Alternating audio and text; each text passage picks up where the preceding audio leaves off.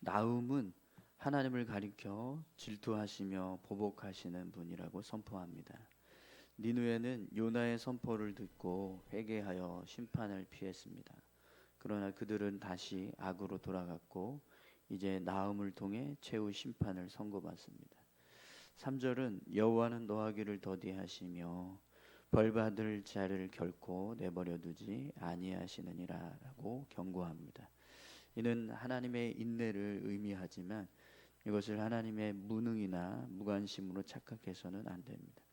하나님은 회개할 기회를 주시지만 회개하지 않는 죄는 반드시 심판하십니다. 하나님의 인내에는 한계가 있습니다. 그러나 7절은 그런 가운데 소망을 줍니다. 여호와는 선하시며 환난 날의 산성이시라. 오늘 하나님께 피하는 자는 완전한 보호를 경험할 것입니다. 내일이 아니라 지금 하나님께 돌아오십시오. 아멘. 네, 우리 질문도 같이 읽겠습니다.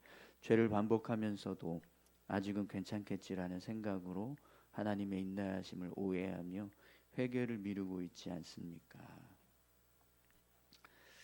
네, 오늘부터 나훔서를 함께 이제 보게 되는데요.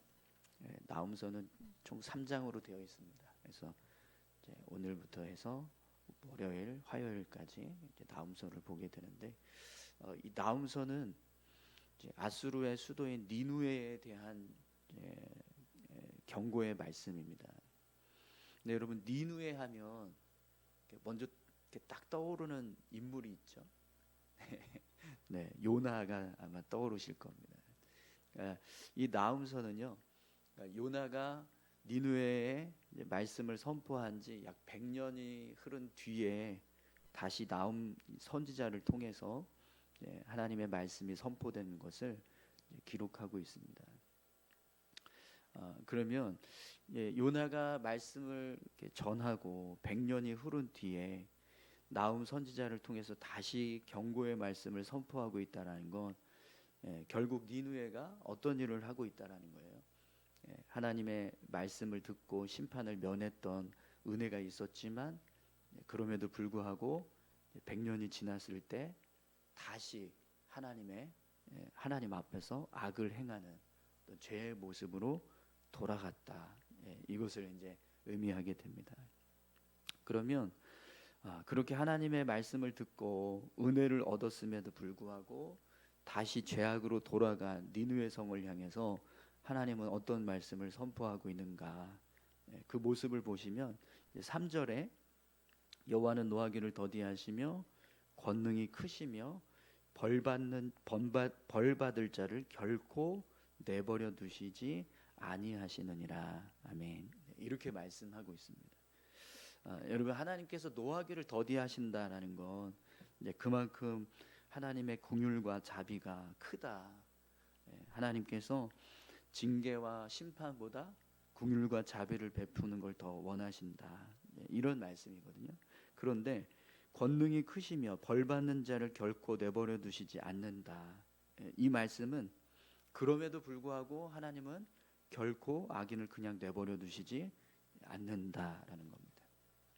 결국 악을 심판하시고 공의를 행하시는 공의의 하나님이시기도 하다. 이걸 지금 나훔 선지자가 말씀하고 있는 거죠. 여러분 이 말씀을 통해서 우리는요 하나님의 은혜가 그냥 무한정 부어지는 것은 아니다라는 사실을 분명하게 알 수가 있습니다. 하나님도 끊임없이 용서하시고 기다려 주시지만 결국에는요 그 기다림이 멈추는 순간이 온다는 거예요. 진노하시고 징계하시는 순간이 오게 된다라는 거죠. 그래서 하나님이 이 100년 전에 하나님의 은혜를 기억하지 못하고 죄악으로 돌아간 니느웨 성을 향해서 다시 한번 이제 심판의 말씀을 선포하게 하고 계시는 겁니다. 근데 여러분 하나님께서 이런 경고의 말씀을 하고 계시는 것 그 자체가 또 가지고 있는 의미가 있죠. 하나님이 말씀을 전하게 하신다. 선지자를 통해서 하나님의 심판을 경고하고 있다. 이건 또 어떤 의미입니까? 다시 돌아오라. 하나님께서 다시 돌아와서 회개하면 은혜를 주겠다. 구원해 주겠다. 사실은 다시 한번 기회를 주시겠다라고 하는 말씀의 의미가 되기도 합니다. 그래서 하나님께서 선지자를 통해서 경고의 말씀을 주신다. 그 자체가 회개를 촉구하시는, 돌이킬 것을 요구하시는 그런 모습이 되는 겁니다. 그래서 다시 돌아왔을 때 하나님의 구원을 얻게 된다라는 것을 오늘 본문에서도 말씀해주고 있습니다. 그래서 7절에 보시면 나홈 선지자가 이렇게 말씀합니다. 여호와는 선하시며 환난 날의 산성이시라. 그는 자기에게 피하는 자들을 아시느니라. 아멘. 하나님께서 이 환난의 때 하나님의 징계가 임하는 그 순간에 하나님을 기억하고 자신의 죄를 깨닫고 돌아와서 하나님 앞으로 서는 자에게는 산성이 되어 주신다. 또 피할 그런 하나님의 징계를 피하게 되는 은혜를 얻게 될 거다. 이렇게 말씀하고 계시는 거죠. 여러분, 오늘 저와 여러분들이 하나님께서 우리를 향해 늘 인자하심으로 기다려주고 계신다는 사실을 기억하실 수 있기를 소망합니다. 그리고 그 하나님을 바라보고 하나님 앞에서 우리가 회개해야 될 것들이 있다면 그런 모든 죄들을 고백하고 회개하면서 주님의 은혜를 구하는 그런 모습으로 주님 앞으로 나아가야 될 줄로 믿습니다. 그래야 구원이 우리에게 임합니다. 오늘 저와 여러분을 모두가 혹여라도 내가 하나님 앞에 회개해야 될 것들이 있는데 그걸 그냥 회개하지 못하고 붙잡고 있는 것이 있다면 다 주님 앞으로 가지고 나아가십시오. 그러면 분명 하나님께서 용서해 주시고 또 우리를 구원하시는 은혜로 우리 삶을 회복해 주실 줄 믿습니다. 그런데 여러분, 우리가 이 말씀을 보면서 반드시 기억해야 할 것은 회개하지 않았을 때, 돌이키지 않았을 때 분명히 하나님은 영원히 기다려 주시지는 않는다. 이걸 우리는 기억해야 합니다. 오늘 말씀의 내용도 보시면 그래서 하나님이 이 니느웨 성을 향해서 심판하시겠다라고 하는 아주 분명한 메시지들을 선포하게 하시는데 14절을 한번 보시겠어요? 나 여호와가 내게 대하여 명령하였나니 내 이름이 다시는 전파되지 않을 것이라. 내가 내 신들의 집에서 새긴 우상과 부은 우상을 멸절하며 내 무덤을 준비하리니 이는 내가 쓸모없게 되었음이라. 아멘. 하나님께서 언젠가 하나님의 심판을 행하시는데 그 심판은요 정말 그냥 더 이상 돌이킬 수 없는 온전한 하나님의 심판만 임하게 되는 그런 모습이 될 거라고 말씀하고 있습니다. 여러분, 오늘 저와 여러분들이 정말 하나님께서 기다려 주시지만 그 기다림이 멈추는 순간이 온다라는 사실을 기억하고 회개해야 될 것들 정말 하나님 앞에 다 미루지 않고 회개해서 하나님의 은혜를 얻는 그런 귀한 삶을 우리가 살아갈 수 있기를 소망합니다. 뿐만 아니라 오늘 이 말씀을 통해서 우리가 한 가지 더 깨닫게 되는 건요, 그렇기 때문에 믿지 않는 사람들을 향해서 우리가 복음을 전해야 된다라는 겁니다. 결국에는 그렇게 하나님 믿지 않고 돌이키지 않고 그렇게 삶을 살아가는 사람들에게는 결국에는 심판이 임하게 된다라는 거예요. 그렇기 때문에 그들을 향해서 오늘 복음을 전하는 자로 우리가 서야 될 줄로 믿습니다. 여러분 15절 말씀 한번 같이 보시겠어요? 15절 볼지어다 아름다운 소식을 알리고 화평을 전한 자의 발이 산 위에 있도다. 유다야 내 절규를 지키고 내 서원을 갚을지어다. 악인이 진멸되었으니 그가 다시는 내 가운데로 통행하지 아니하리로다 하시니라. 아멘. 이 말씀도요 우리 예수님의 그 복음 전하는 사역에 대한 예언의 말씀이기도 하거든요. 근데 이 말씀은 또 우리를 향한 말씀이기도 합니다. 볼지어다 아름다운 소식을 알리고 화평을 전하는 자의 발이 산 위에 있도다. 이 모습처럼 우리가 예수 믿으십시오라고 이렇게 전하는 그 모습이요, 아름다운 소식을 알리는 화평을 전한 자의 발의 모습이 되는 거죠. 근데 이 모습이 필요한 이유가 그렇지 않으면 이 일을 온전히 이루지 않으면 정말 너무나 많은 사람들이 하나님 앞에서 심판받아야 하기 때문에 이 니느웨 성을 향해서 지금 이 나훔 선지자를 하나님께서 세우신 모습도요, 이 모습인 거예요.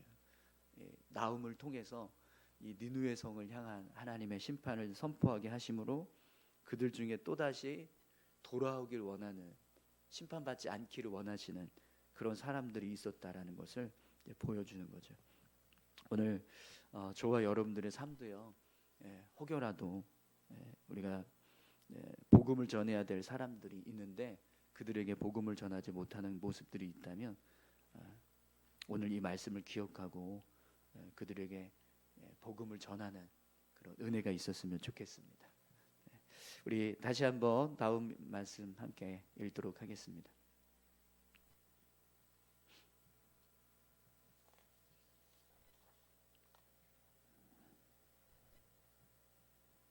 나훔 제1장.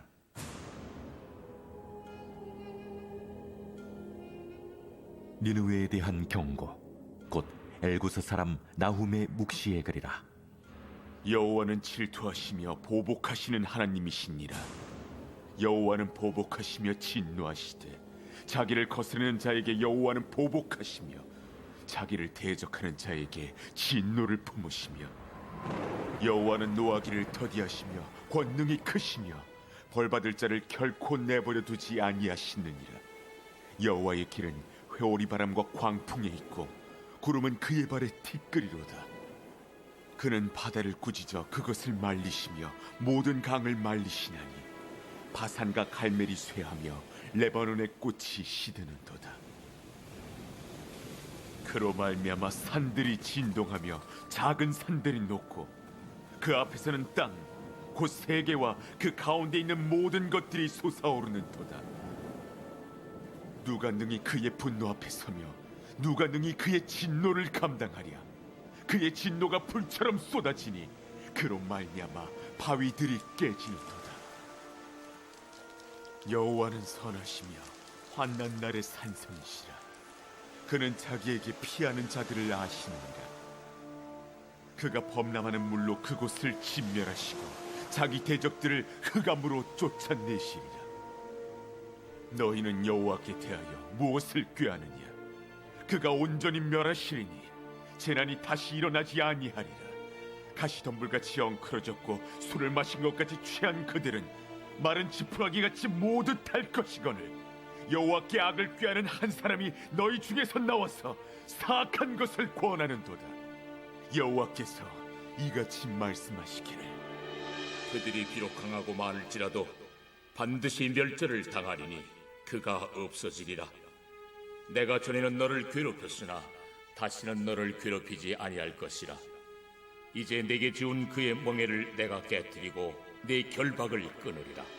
나 여호와가 내게 대하여 명령하였나니 내 이름이 다시는 전파되지 않을 것이라.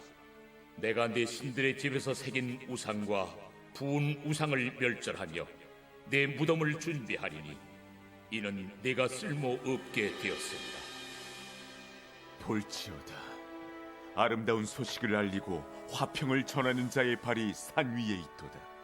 유다야, 내 절기를 지키고 내 서원을 갚을지어다. 악인이 진멸되었으니 그가 다시는 내 가운데로 통행하지 아니하리로다 하시니라. 아멘.